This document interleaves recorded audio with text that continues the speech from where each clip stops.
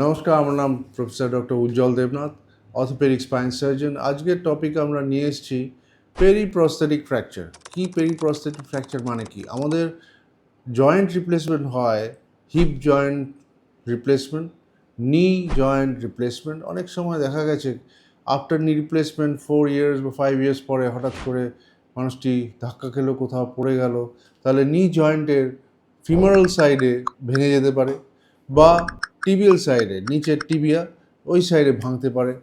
এগুলো খুব serious injury. আবার হিপ রিপ্লেসমেন্ট হলে হিপ জয়েন্টের যে স্টেমটা আছে ফিমার ভেঙে যেতে পারে।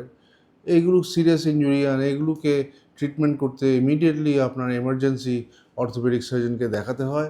এক্স রে বা সিটি স্ক্যানের মাধ্যমে দেখতে হবে যে কতখানি ডিসপ্লেসমেন্ট আছে আর কি করে কি করতে হবে। যদি ইমপ্লান্টটা লুজ থাকে তখন ইমপ্লান্ট চেঞ্জ করতে হয়, আর যদি ইমপ্লান্ট লুজ না থাকে তাহলে ওটাকে প্লেট বা স্ক্রু দিয়ে ফিক্স করতে হয়।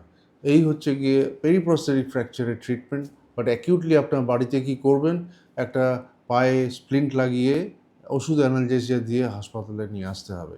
Thank you very much.